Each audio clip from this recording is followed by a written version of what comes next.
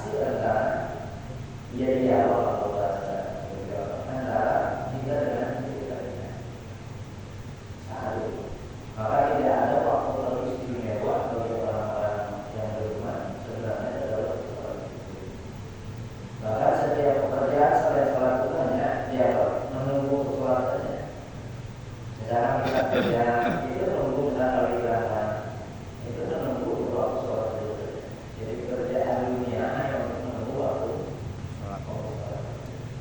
Ya walaupun memang ini tidak menjadi kesulitan bagi diri kita memperbaiki.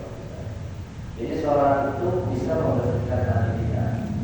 Sholat yang mampu membersihkan hati dari segala macam kotorannya tentang karat dunia ini harus dibersihkan lewat sholat itu sendiri. Dan itu bisa kita dapati ketika kita memang lewat sholat itu atau itu mengerti apa yang kita baca. Bukan cuma nanti memahami. Misalnya gini, kalau kita buka masalah ketika kita takbir misalnya, kalau niat karena bikol ya, niat itu bukan usul, itu apa niat. Karena salah satu syarat amal soleh yang disebut amal soleh perbuatan baik berbeda. Karena ada afal, ini sebenarnya ada afal perbuatan, ada amal. Kalau di Indonesia faal ya berbuat, bekerja sama aja. Nah kalau misalnya itu kalau lagi nasib faal yang berupa ada perbuatan. Dari perbuatan yang berbeda di sisi Allah disebut amal, bukan akal. Kalau akal itu perbuatan yang memang tidak bisa. Jadi yang berbeda itu perbuatan hari saja. Tapi bisa jadi akal itu benar-benar ibadah ketika kita niatnya beribadah. Misalnya kalau kita tahu itu pekerjaan dunia bisa datang ke akhirat. Kalau misalnya ini niatnya beribadah, atau misalnya kita makan, begitu kita makan dari Bismillah. Bismillah itu dia secara otomatis pikiran kita sedang makan ada sesuatu ibadah. Berarti makan kita amalan dunia tapi berbeda. Maka kata ini dikasih orang modern di perbaguskan niatmu, karena dari bagusnya niat itu amalan-amalan dunia bisa mendatangkan pahala saja. Tapi malah sebaliknya peringatannya dari buruknya niat amalan akhirat bisa tidak menghasilkan apa-apa dia. Coba disertakan beberapa ayat akhir. Banyak orang nanti dia itu menyangka pahalanya banyak. Karena dari dia merasa ibadah dari dunia. Tapi begitu nanti dijawab oleh Allah, dia adalah orang yang tidak ada nilainya. Kenapa? Karena dari salah niat. Artinya berarti yang disebut amal soleh itu yang dilakukannya dengan sengaja, kerelaan.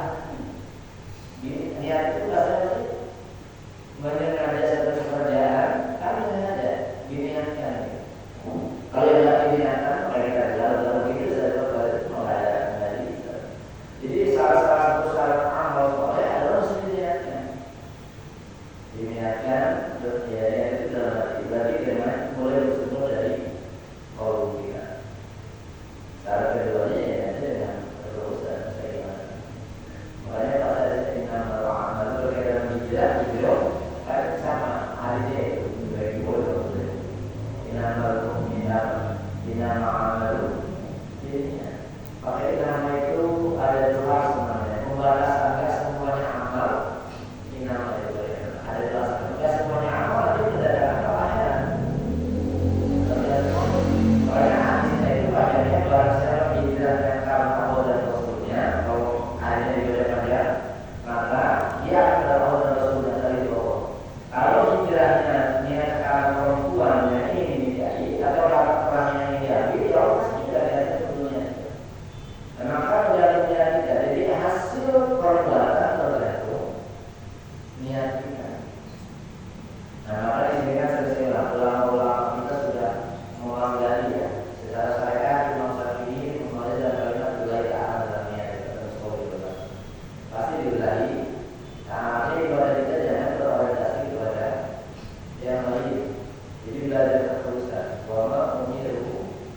illa liya'budullaha mukhlishina lahu. Allah tidak memerintahkan kepada kita dalam menjalankan syariat agama kecuali dengan hati yang ikhlas. Ini memang yang sekarang kita hati. Ini memang kan yang tidak mudah karena mukhlis itu termasuk level yang tinggi. Kalau diklasifikasi begini, ini jawaban dari muslim naik ke mukmin, naik ke muttaqin, naik ke muslimin, baru ke mukhlisin. Jadi mukhlis ini ditinggalkan. Siapa ini bahkan kalau yang menang mukhlas namanya. Yang tidak bisa digoda oleh setan itu yang mukhlas. Bila ibadah kalau mukhlas ini ada mukhlis, ada mukhlas.